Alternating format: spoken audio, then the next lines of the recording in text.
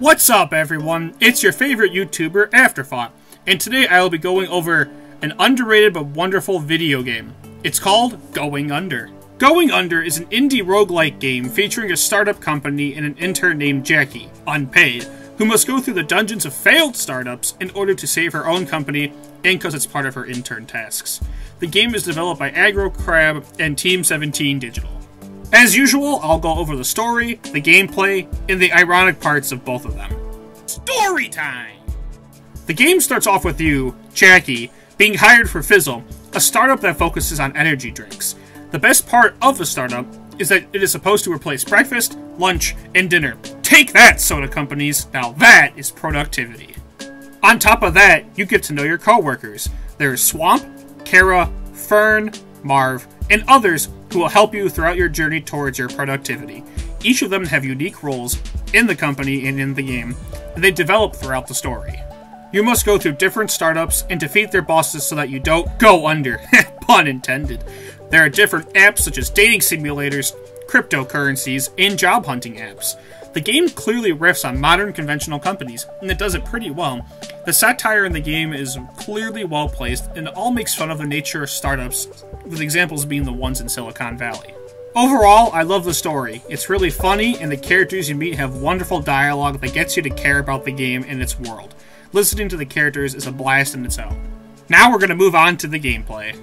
The gameplay is a third-person action RPG roguelite. That's a mouthful, I know.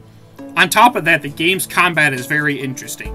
If you have ever played one of the old Legend of Zelda games, the combat is extremely similar to that. You roll, you use a button to target enemies, and you have to use your wits to deal more damage. After that, you get to use majority of the items in the room as weapons. There can be chairs, vases, axes, etc. The options are endless, and it shows that the items you decorate your office with have meaning and can be used to defeat your enemies as well. On top of that, there are shops and curses. Each of them have different functions. The shops sell items and the curses give you buffs, but there comes a cost. The problem with the curses is that the curses are a little too strong against you and don't always provide you enough items to benefit you. And the shops themselves can be kind of expensive, but some of the characters that you are with can help mitigate that cost, which still creates kind of an artificial difficulty setting. You know, it doesn't really benefit the character when all the enemies get massive buffs, and sometimes there can be plenty of enemies in the room at one time, but it's not me, it's Jackie who has to go through that, the poor intern. Each failed startup has different enemies, each of them focusing on a different point of satire that most people might not understand. It really, honestly, is peak millennial humor. Each enemy does different things and have different rewards for completing each room. My favorite drops are the apps that enemies sometimes drop when defeated, and they can be game-changing. Do you want to take a photo? Stun your enemies with it. You want to heal yourself? Well, you can go and do some yoga as well. Sometimes the game will give you energy drinks as well, which also have very similar features to the app, and help you complete each failed startup.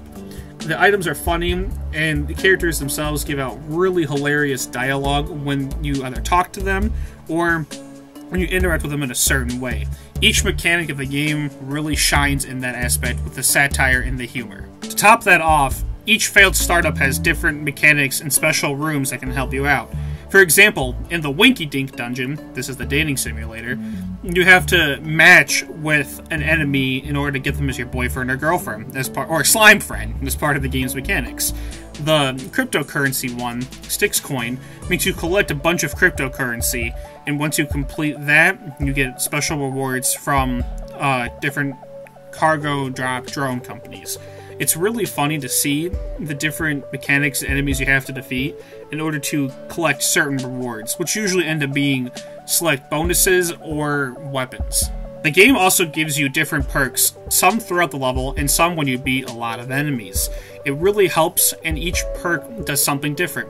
Sometimes the enemies will be giving you items, while other ones will make your enemies your friends, depending on how you beat them. Other ones that are featured are ones that shock your enemies upon taking damage, or ones that give you different items, or more of a select item on the floor. These are really game-changing and really make the game more balanced. If you didn't have them, the game would be a lot more difficult, and to top it off also, you can get more perks to find in dungeons when you buy them on the main lobby of your game. Like every game review, though, there are some criticisms. To start off, some of the bosses are absolutely ridiculous. They consistently bombard you with different attacks, and it's really hard to recover. I get the game is supposed to be difficult, but come on, it's a little unreasonable when the enemy constantly attacks you with almost no way to recover. On top of that, some of the rooms spawn countless enemies, to the point where you constantly have to be on your toes and dodge enemies. It's really, really hard, and if you don't have good weapons, you are not in for a good time. I kind of wish the game had a way to balance that out, instead of bombarding me with enemy after enemy, and giving me some breathing room. Outside of those criticisms, though, the game was really, really well designed. The story and gameplay were absolutely amazing, and the characters bring a lot of life to it. The gameplay mechanics are well tuned and tight, even though there's a lot of enemy difficulty. Honestly, if you like challenging and fun roguelike games, this game is for you. There's a lot of different nuances to it, lots of lore and world building, and you're going to get a lot out of it. It can be brutal, but it's fantastic. So with that, I give the game a 4 out of 5. Did you like this review? I hope you did so too.